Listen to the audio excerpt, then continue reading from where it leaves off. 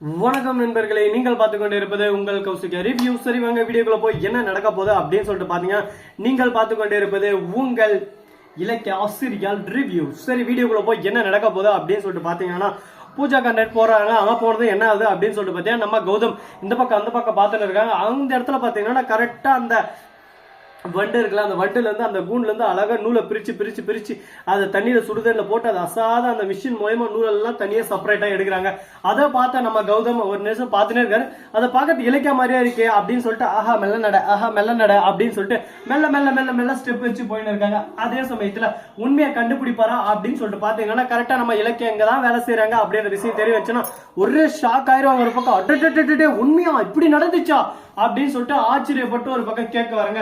அந்த மாதிரி இப்ப என்ன ஆச்சு அப்படின்னு சொல்லிட்டு பாத்தீங்கன்னா, நேரா அங்க போறாங்க. போய் நின்றுதான் அப்படியே சும்மா அதிர்ச்சியில் ஒரு பக்கம் உறைஞ்சு போயிடுறாங்க. ஐயோ என்ன சுவாமி என்னாச்சு அப்படின்ற மாதிரி ஷாக் ஆயிரம் ஒரு பக்கம். அதே சமயத்துல பூஜை வந்துடுறாங்க. வாங்க வாங்க வாங்க வாங்க கௌதம், உங்களுக்காக தான் விலை மேல் வெளி வைத்து காத்திருந்தேன் அப்படின்னு சொல்லிட்டு சொல்றாங்க. உடனே பாக்கணுமே, எம்மா தாயே நீ எது மேலே காத்துன்னு இருக்காத, நான் வந்துட்டேன், இந்த அப்படி என்னோட ரெஸ்யூமே அப்படின்னு சொல்லிட்டு, நீங்க தான் சூப்பர்வைசர், உங்க ரெஸ்யூமே வேணா ஒண்ணு வேணாம், உங்களோட பாயிண்ட் எல்லாமே எனக்கு தெரியும். அது மட்டும் இல்லாம உங்களோட ஒழுக்கம் தான் எனக்கு ரொம்ப பிடிச்சிருக்கிறது. நீங்க எந்த விதத்துல எங்க போனாலும் உங்களோட தரம் குறையாது. உங்க தரம் அப்படியே சும்மா 24 கேரட் கோல்டு மாதிரி அப்படி இப்படியே சொல்லிட்டு ஒரு பக்கம் பாராட்டி தள்ளுறாங்க, அடிச்சு விடுறாங்க. அட்டா கேட்கறதுக்கு ஒரு பக்கம் சந்தோஷமா தான் இருக்கேன். ஆனா அதே சமயத்துல மறுபக்கம் என்ன நடக்குது அப்படின்னு சொல்லிட்டு பாத்தீங்கன்னா, நம்ம பூஜா இருக்காங்களா, அவங்க இருந்து ஒரு பக்கம் கொஞ்சம் ஓரா பேசுறாங்க. நான் உங்களை லவ் பண்றேன்னு அண்ணே சொன்னேன், எதுவுமே பதில் சொல்ல. உனக்கு அறிவுக்குதான் இல்லையா, வயிற்றுக்கு என்ன தரேன், ஒரு டைம் வேலைக்கு போயிடும் பிடிக்கல புரிஞ்சுக்கணும், என் வாழ்க்கையில இன்னொருத்தி இருக்கான்னு சொல்லிட்டு தெரிஞ்சுக்கணும். அதை விட்டுட்டு பிடிக்கலன்னு சொல்றவன வந்து பிடிச்சிக்கோன்னு சொன்னா நான் என்ன பண்ணிட்டோம் அப்படின்னு சொல்லிட்டு கேட்க, ஐயோ நீ அதை அப்பயே சொல்லிட்டுக்கலாம் இல்லையா, அதுக்கு ஏன் மௌனத்தோட போன, மௌனம் சம்மதத்துக்கு தான் அறிகுறி, மௌனம் எல்லாத்துக்கும் அறிகுறி தான் தெரிஞ்சுக்கோ அப்படின்னு சொல்லிட்டு சொல்றாரு. ஏதோ பேசிய மாட்டே குழப்பற போயா, என்ன பண்றேன்னு சொல்லிட்டு தெரியல, வாழ்க்கையே போச்சு. ஆனா ஒரு விஷயம், எனக்கு ஒரு விஷயம் பிடிச்சு அந்த விஷயம் வேற யாரால கிடைச்சு அந்த விஷயம் எனக்கு வேணும்னு சொல்லிட்டு நான் எந்த அளவுக்கு போராடுவேன்னு சொல்லிட்டு உனக்கு தெரியாது. என்னோட சின்ன வயசுல இருந்து எந்த விஷயத்திலும் சரி, தொழிலும் சரி, வாழ்க்கையிலும் சரி, ஒரு விஷயம் கிடைக்கணும்னு ஆசைப்பட்டு அது கிடைக்கலன்னா எந்த எல்லைக்கும் போக தயாரா இருப்பேன் நானு அப்படின்னு சொல்லிட்டு சொல்றாங்க. இதை கேட்டுதான், சரிமா தாயே நீ எந்த எல்லைக்கு வேணாலும் போ, எங்க வேணாலும் போ, அதை பத்தி எனக்கு கவலை இல்ல, நான் இப்படிதான் இருப்பேன் அப்படின்னு சொல்லிட்டு ஓப்பன் டாக்கா பேசிடுறாரு. அது ரொம்ப பிடிச்சிருக்கு அப்படின்ற மாதிரி பாராட்டலாம். அதே மாதிரி மறுபக்கம் என்ன நடக்குது அப்படின்னு சொல்லிட்டு பாத்தீங்கன்னா, கரெக்டா நம்ம இலக்கியா இருக்காங்களா, அவங்க வந்து கரெக்டா கௌதம் பார்த்தோம் அசாத மெல்ல அந்த பக்கம் ஓடிடுறாரு. நம்ம ஜானகி வாய் மேல கழுவி வச்சு ஐயோ என் புள்ள அப்படின்னு சொல்லிட்டு நைஸா நழுவ பாக்குறாங்க.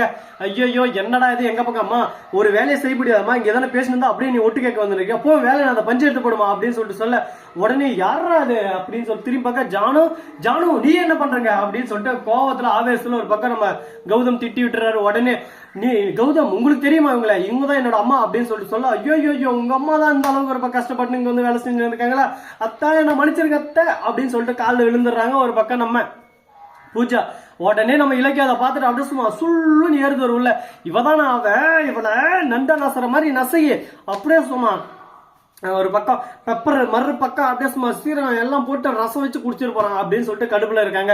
அடுப்புல இருக்கிறேன் இதெல்லாம் நம்ம கிட்ட பேசவே கூடாது, நம்ம எல்லாம் இங்க ரைட்டு லெப்ட் அவ்வளவுதான் அடிச்சு தூள் கிளம்பிட்டு போயிட்டே இருக்கணும் அப்படின்ற மாதிரி பேசிட்டு இருக்காங்க. இது எங்க போய் முடிய போகுது, எதில் போய் முடிய போகுதுன்னு சொல்லிட்டு தெரியல கோவிந்தா. அதனால அந்த கான்செப்ட் நமக்கு வேணாம். இதுக்கப்புறம் என்ன நடக்க போகுது, ஏது நடக்க போகுது அப்படின்னு சொல்லிட்டு பாத்தீங்கன்னா, அப்படியே மெல்ல ஒரு பக்கம் டவுன் ஆயினே போகுது. அதே சமயத்துல ஒரு பக்கம் பேருனே போகுது. நம்ம ரேவதி தூரமா வந்து பாத்துட்டு இருக்காங்க. எப்பாடா இவங்க கண்ணில் நான் மட்டும்தான் படல, இல்லைன்னா என்னையும் பிடிச்சி உண்டுல வேணும் ஏறுவாங்க, அந்த இடத்த விட்டு போறேன் அப்படின்னு சொல்லிட்டு. ஓகே கௌதம் நீங்க சொன்னது எல்லாமே இப்ப எனக்கு ஓகே. ரேவதின்ற ஒருத்தவங்க வீட்டுல இருக்காங்களா அப்படின்னு சொல்லிட்டு கேட்கறேன். ஆமா அப்படின்னு சொல்லிட்டு சொல்ல, ரேவதி இங்க வாங்க அப்படின்னு சொல்லிட்டு கூட்ட, அவங்களும் ஒரு பக்கம், இவங்க யாரு, இவங்களும் என் அம்மா தான்.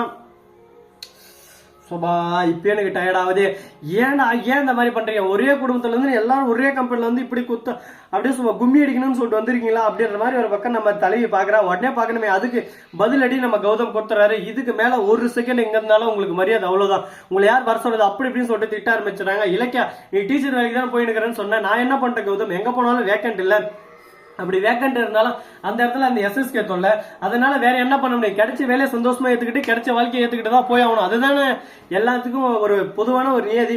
அதனால தான் நான் கிடைச்ச வாழ்க்கையை எடுத்துக்கிட்டு சந்தோஷமா போகணும்னு சொல்லிட்டு நினைச்சேன். இது தப்பா அப்படி தப்பா இருந்தா சொல்லுங்க, நான் இங்கேயே ஏதாவது ஒண்ணு பண்றேன், அப்படி என்ன பண்ணணும் சொல்லுங்க அப்படின்னு சொல்லிட்டு நம்ம இலக்கிய ஒரு பக்கம் கோவப்படுறாங்க. இலக்கியா உன்னோட பர்ஃபார்மன்ஸ் எல்லாம் ஆஸ்கர் அவர் தர மாதிரி தான் இருக்கு, ஆனா அந்த பர்ஃபார்மன்ஸ் பருப்பு ஆத்துறது அந்த எந்த வேலையும் இங்க ஆகாது. இனிமே இதுக்கப்புறம் வேற எங்கன்னா அந்த பர்ஃபார்மன்ஸ் எல்லாம் வச்சுக்கலாம். இந்த வீடியோ உங்களுக்கு பிடிச்சிருந்தா லைக் பண்ணுங்க, கமெண்ட் பண்ணுங்க, ஷேர் பண்ணுங்க, லிங்க் மேல தட்டி விட்டு போங்க. அப்பதான் நாம் போற அடுத்தடுத்த வீடியோ உங்களுக்கு உடனுக்குடன் நோட்டிபிகேஷன் வந்து கொண்டே இருக்கும். மிக்க நன்றி. தேங்க்ஸ் ஃபார் வாட்சிங். Tata, see you. நன்றி, வணக்கம், வந்தனம், வருக தருக.